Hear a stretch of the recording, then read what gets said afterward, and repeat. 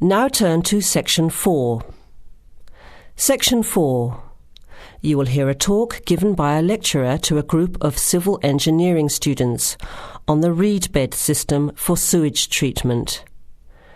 Before you hear the talk, you have some time to look at questions 31 to 34.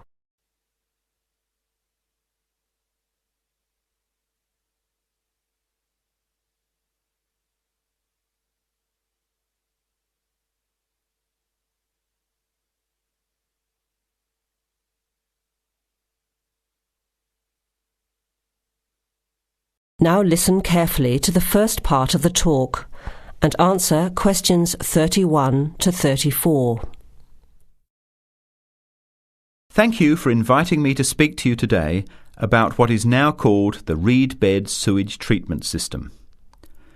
This system uses naturally occurring reeds to treat domestic and industrial waste. It's an environmentally friendly alternative to normal systems. You all know what reeds are like, don't you? Those tall plants with hollow stems that grow in wet places, like marshes, for example. Here's how the system works. First of all, an artificial marsh is created. To do this, holes are dug about 1 metre deep and usually rectangular in shape. They are then lined with clay or plastic, and the liner is covered with gravel. After that, a system of tubing is laid, with holes in it, and more gravel is added to cover that. Finally, reeds are planted in the bed. The sewage is brought to settling tanks. From there, it is distributed to the roots of the reeds through the tubing. Note that the waste material enters the beds underground and remains underground. The reeds conduct oxygen very efficiently through their stems to the roots system. Here, bacteria work to reduce the waste material to basic elements. What comes out of the artificial marsh is water that has been cleaned through a natural process. The purified water leaves the reed bed through a simple outflow pipe. The water that comes out has to be tested. Sometimes it's held in a pond until it evaporates or soaks into the ground. Sometimes, after testing, the water is discharged directly into streams and rivers. Before the talk continues, with questions from the students, you have some time to look at questions 35 to 40.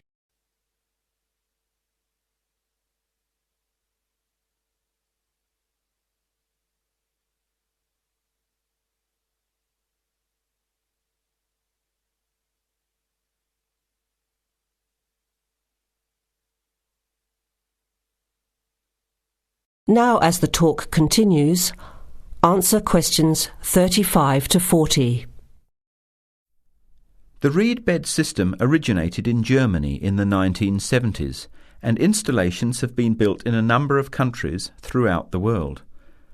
To give you an idea of the size and appearance of a reed bed installation, an area of 3 by 5 metres approximately would be adequate for a single house. It would look like a pond overgrown with reeds. There are cities with 150,000 people in Germany whose entire sewage treatment requirements are served by reed bed installations which extend for 10 to 20 hectares.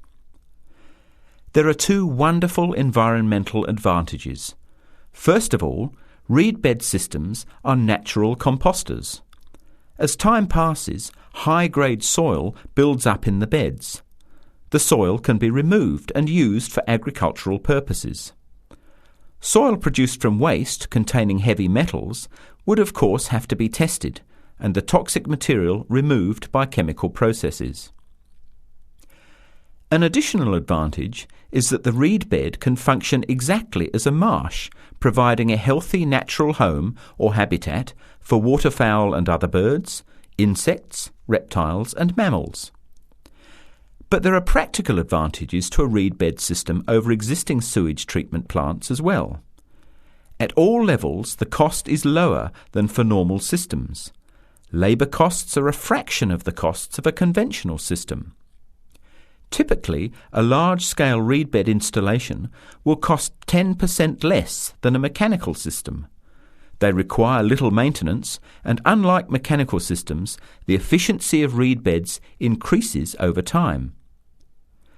But before we go any further, you must have some questions.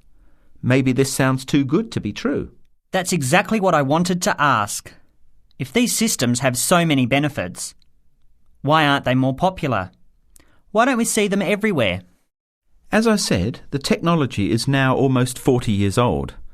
Demonstration projects of all types have been built and monitored and are slowly convincing regulators of the advantages of the system. But you have to understand that regulating authorities are by nature conservative and resist change. Typically, there's a lot of opposition to these systems by manufacturers and by everyone involved in maintaining the conventional systems. Reed bed systems require fewer staff to operate, so there would be a decline in the workforce. Therefore, unions would resist the change as well. What happens to reed beds in winter? Does the efficiency decrease? The above-ground part of the plants die back in cold weather, but the roots remain alive and active, and the system continues to work just as effectively in winter. As soon as the weather warms up, new reeds appear and grow quickly. Is there a problem with mosquitoes in these ponds? Well, they're not exactly ponds with standing water. The beds look more like a field covered with long grass. The soil is moist, but not like a swamp, so there would be no more mosquitoes than in any other field. Remember, the effluent enters the beds underground and remains underground. OK, let's get into some of the technical details now, and I'll answer questions as they come up. That is the end of Section 4. You will now have half a minute to check your answers.